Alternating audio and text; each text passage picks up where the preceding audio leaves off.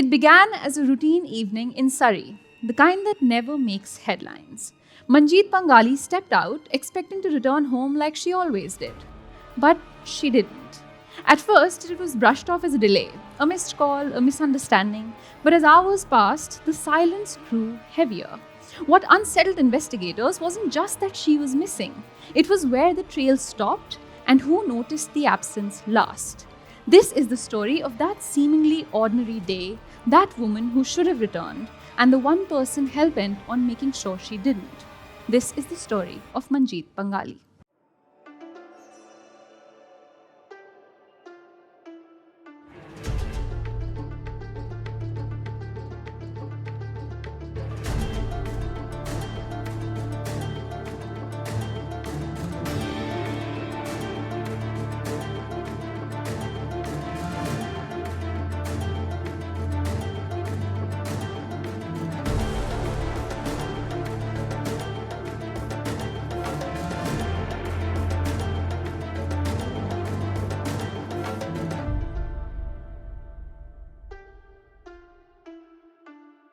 It was a crisp October morning in 2006 when a terrifying discovery broke the calm along Delta Port Way in Delta, British Columbia.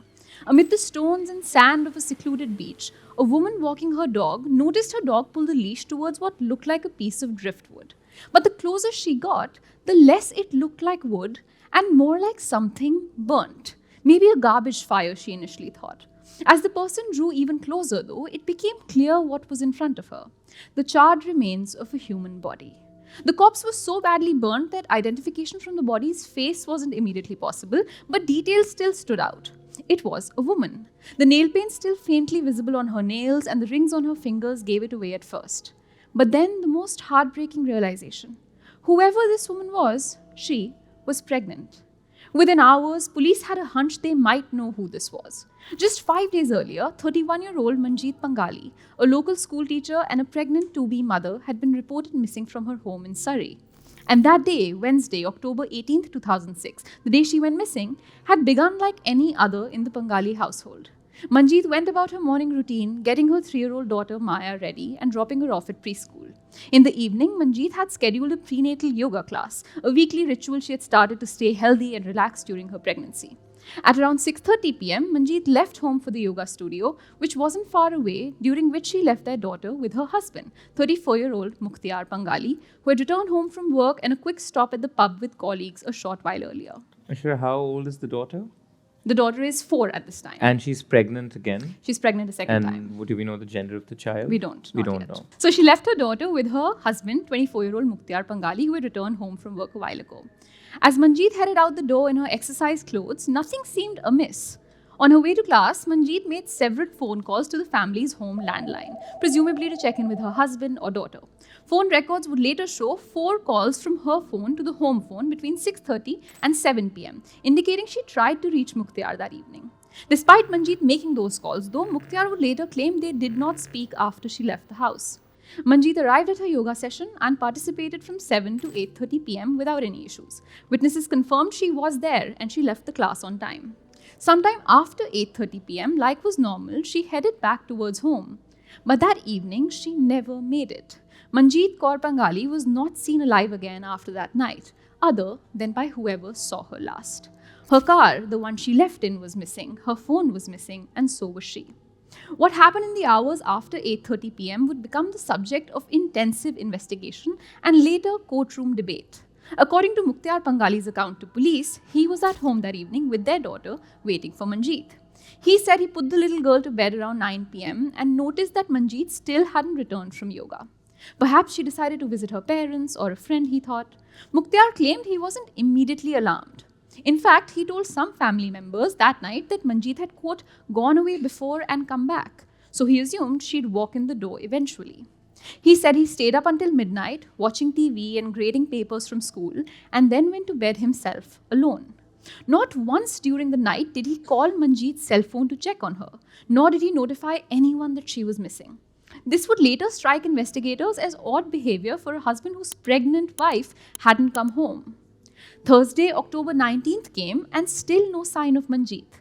Mukhtiar stuck to his routine. In the morning, noticing his wife still hadn't returned or called to let him know where she was, Mukhtar called his in-laws, Manjeet's parents, and told them Manjeet wasn't home, he needed to leave for work, and so he needed their help taking Maya to preschool. And do we know when he makes this call to the in-laws, has he made calls to her cell phone? No, he hasn't. To this point, he hasn't. So the first person he calls when his wife is missing is not his wife, is the It's wife's the in-laws. parents. And he's calling the in-laws not to say that, oh my God, something's wrong. Have you seen her? He's calling to say, listen, I need to go to work. She hasn't returned. Can you come take our daughter to preschool? So even the nature of his call to the I mean, I can in-laws act is a little like, bit oh my weird. God, who did it? But like, isn't it clearly him?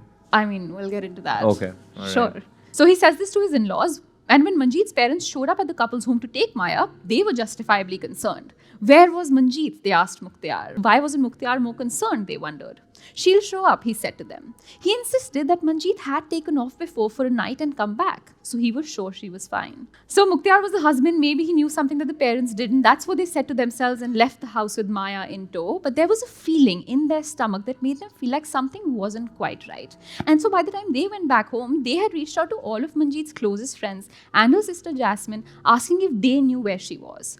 But nobody knew. Nobody had seen her. That day, Mukhtar went to his high school and taught his classes like normal, and after school again joined a few colleagues at a pub for a drink. To an outsider, it looked like nothing was wrong at the Panghali home. But by that evening, Manjeet's family was in a full-blown panic. She hadn't contacted her parents, her siblings, or any of her girlfriends. She had missed picking up her daughter. This was completely out of character for her. Something was terribly wrong, and they all knew it. Throughout October 19, several relatives urged Mukhtar to call the police and report Manjeet missing. Each time, he put them off. He offered different reasons. He said maybe Manjeet just needed some time alone. Maybe she was blowing off steam and would be back soon. He even cited the common misconception that you have to wait 24 hours before reporting an adult missing.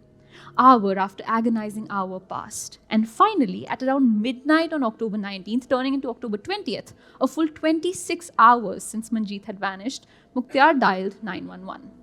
On that call, his tone was anxious and breathless. So he reported to the responders that his wife had gone to yoga and never returned. And thus began the official missing persons case. Surrey's Royal Canadian Mounted Police, or the RCMP officers, arrived and took Mukhtar's statement, where he repeated the basics of his story. She went out at 6:30 p.m. on the 18th. I saw her last then. I was home all night with our daughter. I haven't heard from her. He emphasized how stressed out Manjeet had been lately, with a young kid at home and another on the way, especially since, according to him, Manjeet suffered from depression. Owing to all of this, he said, she had a history of making impulsive decisions under stress and acting in volatile ways. She could go from, quote, 0 to 100 very quickly, he told police. The police took these statements and those from other people in Manjeet's circle and began a vigorous hunt for her. Her entire family, including Mukhtar, joined every search attempt too. One such attempt came on the 21st of October, 3 days after Manjeet had vanished, where family members appeared one by one in front of a camera at an RCMP press conference to urge Manjeet to come back home or to urge anyone with information to come forward. Mukhtar spoke too as television cameras rolled, eyes red and voice cracking, while he pleaded for the public's help. Please, we need your help. Thank you. We're wondering about why you would wait 26 hours before calling the police. Why?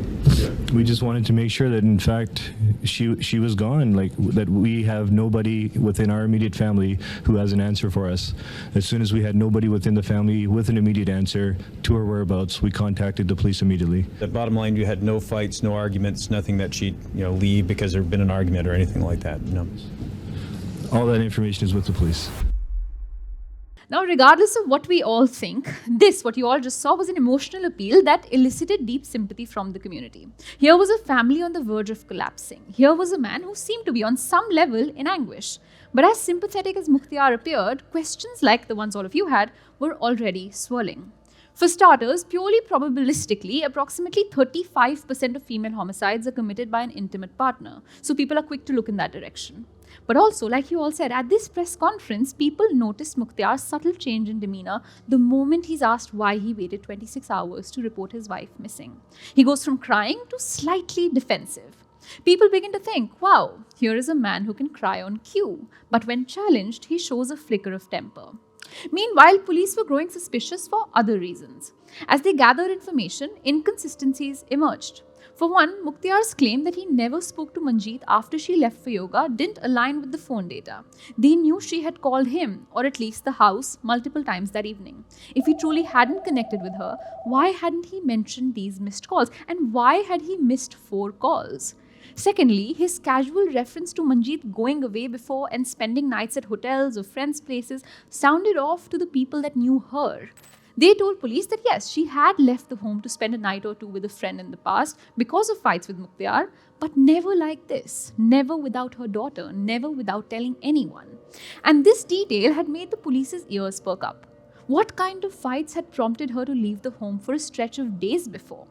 That is when the police heard the story of Manjit and Mukhtiar's love story and the problems that had sprung up in the years since their marriage. You see, back in college, when they both met at the University of British Columbia in 1994, Manjit and Mukhtiar quickly became everyone's idea of a picture-perfect couple. Both came from hardworking Indian-Canadian families, both had found themselves down similar career paths in education, both had a headstrong side that refused to back down, but a goofy, silly side where they were totally okay poking fun at each other and themselves in sport. Theirs seemed like a relationship between equals, unlike what their parents had known and seen in their time. After dating for 3 years, by 1997, the two decided to get married and immediately had everyone's approval, which can sometimes be hard in a Desi household, but these two were just so perfect for each other. After college and marriage settled into their new home in Surrey, Manjit became the elementary school teacher known for her warmth and dedication to her young students, while Mukhtiar was the welcoming high school physics teacher at a local Surrey secondary school. And then in 2003 came their baby girl, Maya. During Maya's birth, people described Mukhtiar as deeply involved and Manjit as completely overjoyed with their baby girl. A joy that would only magnify 3 years later, in autumn of 2006, when they became pregnant with their second baby. But even by the time of Maya's birth in 2003, things were already not right in the relationship. Relatives and friends told the police that the marriage had been under strain for a while, and one major source of tension were Mukhtiar's expectations from Manjit. Expectations she didn't see coming before the marriage. While they both worked, Mukhtiar expected Manjit to run the house too, in ways that he didn't expect of himself. He expected food to be ready and rooms to be clean and Maya to be taken care of, all while he felt free to go out drinking with colleagues.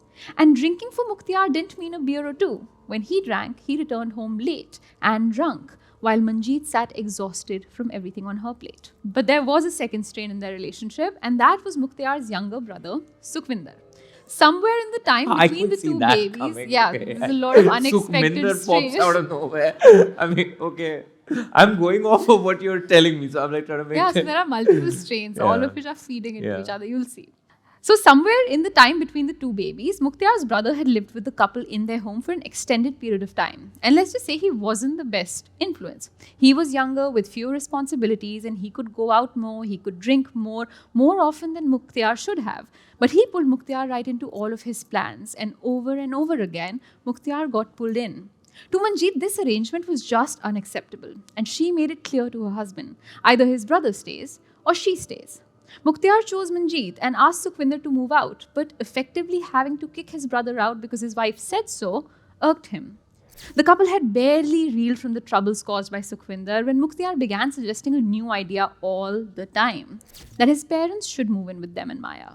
Manjit hated the idea. She confided to her sister that she didn't want anyone else moving into their home, especially not with a new baby on the way, especially not after she had just finished battling postpartum depression for the longest time.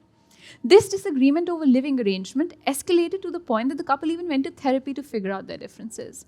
But through all of these other issues, Mukhtiar's drinking habits were the thing that became a constant sore point.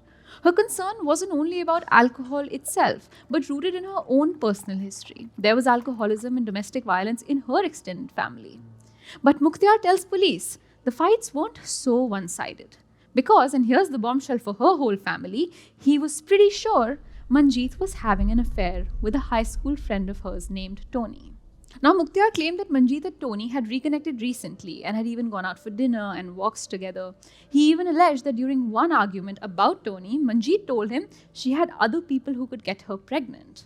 Arguments over all of these different themes, all crazy in their own ways, were flaring up, with Mukhtiar telling police he was the calm one because he was, quote, physically twice her size, while she used to get so angry that she once even threw bleach on his face in the middle of an argument. Wow. Despite these issues, though, Manjit wanted another child. She wanted another child so deeply, and so she stayed in the marriage. And that's when she found herself pregnant again. Now, with all of these stories and accounts meticulously documented by the police, they had three glaring suspects in the disappearance of Manjit Panghali. The first and most obvious was her own husband, the supposed love of her life. His motives could range anywhere from a heated argument that got out of hand and turned violent. The second is retribution for the affair that he thought Manjit was having. The second suspect is Mukhtiar's brother Sukhvinder, the man that Manjit had basically gotten kicked out of her house, causing strained familial relationships on the side of her in-laws. And the third was a new shocking name on the roster, the supposed extramarital affair, Tony. But while the police were probing these three possibilities, and while friends and family plastered missing person reports and posters, not reports, around Surrey, and while the community mobilized, showing up to help find any trace of the missing woman with dwindling hope, on October 23rd, the Panghali family's worst fears came true with the discovery of those burnt remains on the beach, which brings us back to where we began this story. And sure enough, dental analysis confirmed those remains were of Manjit's. The autopsy revealed other key details too. That Manjit was first strangled to death, indicated by the broken bones in her neck, and then set on fire after she died, indicated by the fact that there was no smoke or soot in her lungs or trachea. And then came the most heartbreaking detail of all. In the remains of the fire, officers found a fetus, with the autopsy revealing that it was a baby girl of approximately 5 months gestation. News of the burnt body and all of these details of the crime spread quickly, sending shockwaves through both the Delta community and Surrey's large Indo-Canadian population, all while investigators combed the area for clues, careful not to contaminate what little evidence the fire might have spared. When Mukhtiar was informed that the body found in Delta was confirmed to be his wife and in the remains were his to-be daughter too, according to police who were present, Mukhtiar burst into tears. His mother, who was with him, wailed loudly in Punjabi as Mukhtiar gave her the news.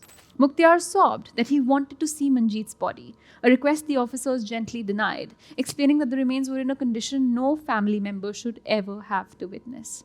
That same day the body was discovered in northern Surrey, police also found Manjit's car, which had been missing since the night she left home with it. Right off the bat, nothing was off with the car. No signs of a struggle, no blood anywhere on it, no broken windows or open doors. The car was locked, pristine like usual, just parked on the side of a road. But what was odd was where the car was found. It was 25 kilometers from Manjit's yoga class and in totally the opposite direction to her own home. There was absolutely no reason for her car to be where it was found. Remind me, the missed calls that she made to her husband were prior to the yoga class, right? On her way to the yoga class. Okay. I'm just wondering because those calls were just random calls. They were clearly. random calls. We have no idea what she was trying to say on them. She had also just left home and made those calls. And she made it to the yoga class safe. So to me, those are normal calls. She did, and she left normally as well. Okay. She seemed completely fine at the yoga class, which is all confirmed by accounts. Okay. Now, very quickly, with all of these new discoveries in tow, for the integrated homicide investigation team that had been involved in the frantic search for Manjit, a hopeful missing persons case had now become a homicide investigation. And the first place police began was their newest suspect, the alleged extramarital affair, Tony. But the moment police began asking friends and family about Tony and then called Tony in for an interrogation too, this theory fell flat on its face. For starters, Tony had an alibi in the form of friends he was with the night Manjit went missing. Police are very quick to ask if Tony would sit for a polygraph test, and he agreed without hesitation and, quote, passed with flying colours according to the lead detective. And thirdly, accounts from Manjit's close friends, which are then confirmed by Manjit's own cell phone chats and data, it becomes clear that Manjit and Tony were in fact not having an affair. Yes, they had met up. Yes, she had started to confide in him about what she was struggling with. Yes, they were talking more than usual, but he was just a shoulder to lean on in a time of stress and a failing marriage. Now, all of this immediately means that if they're not having an affair, Tony has absolutely no motive to so brutally kill an old friend and an unborn child. Now the police were back to the brothers as their suspects, Mukhtiar and Sukhvinder. And this time, the RCMP decided to go all out in trying to either rule out one or both of them once and for all, or gain enough evidence to charge them with murder. The seemingly loving husband, who had been acting kind of strange by this point, by calling the police to ask if he was a suspect and falling over crying during vigils, requiring help from multiple people to stand up straight, had now managed to paint a target on his back because of exactly all of this odd behavior. But for detectives on the case, the breakthrough came in pieces, slowly like a puzzle fitting together day by day. There was no single smoking gun that solved Manjit's murder, but rather a constellation of small but powerful clues, each one a spark that together burst into a flame. As they sifted through the timeline of October 18th, investigators confirmed that Manjit did indeed attend her prenatal yoga class from 7 to 8:30 p.m. and left without incident.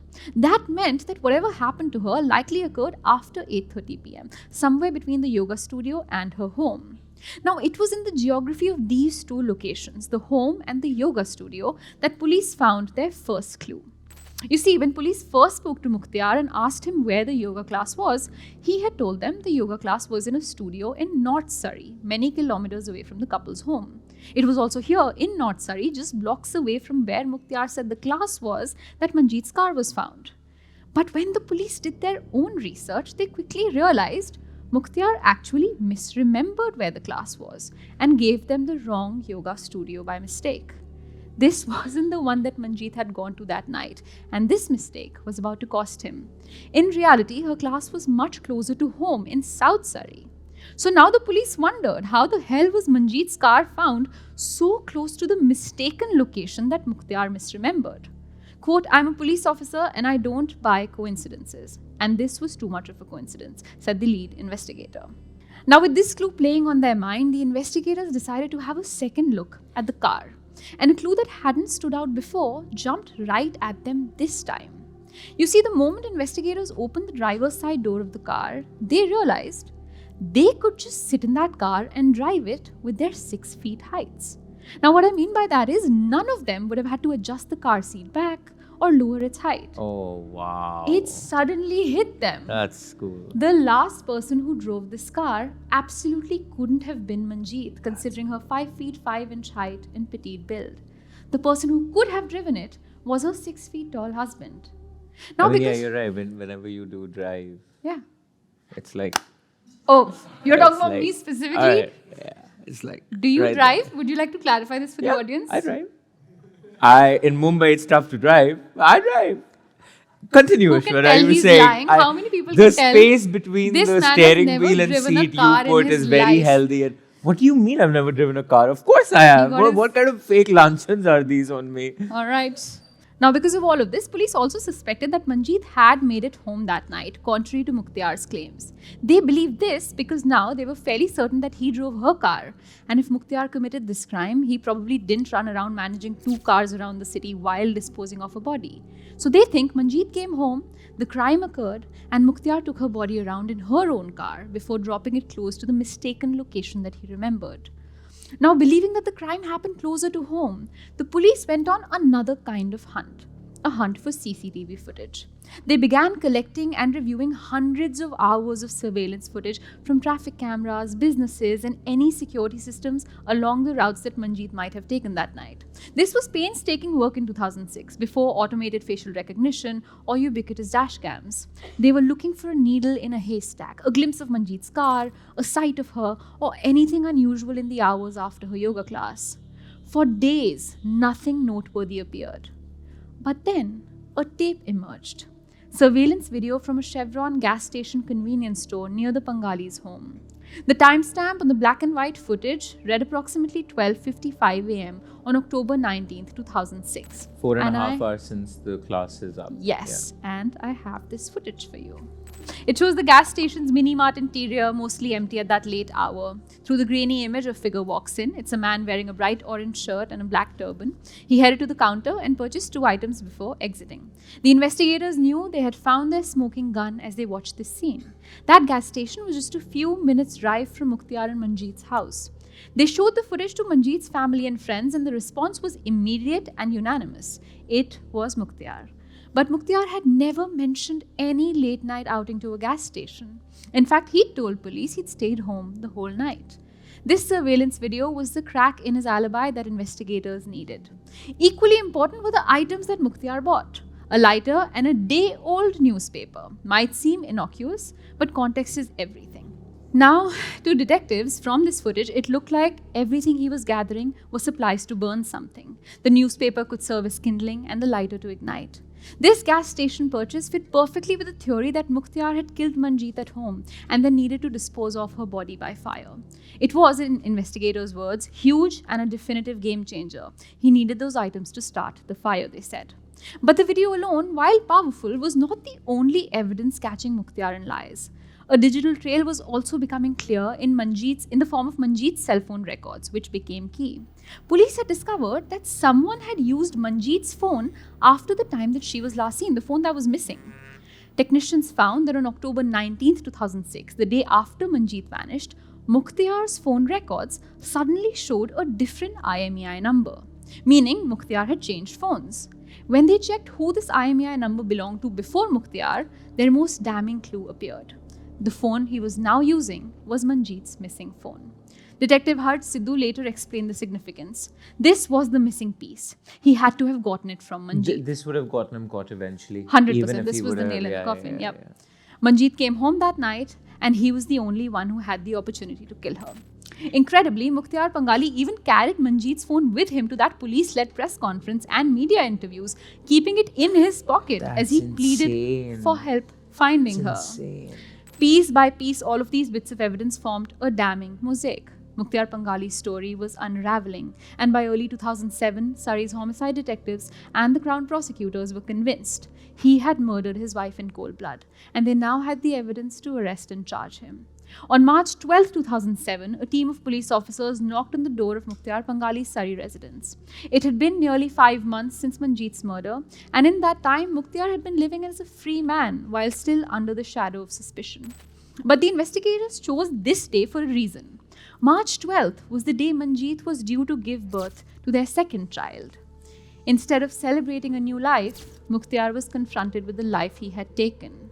When Mukhtar answered the door, detectives informed him that he was under arrest for the murder of Manjit Kaur, after which he was handcuffed and taken into custody, charged with second-degree murder and committing an indignity to human remains, which is for the act of burning Manjit's body. As he was led away, neighbors peered from behind curtains, stunned at the sight of the polite physics teacher from down the street being placed in the back of a police cruiser.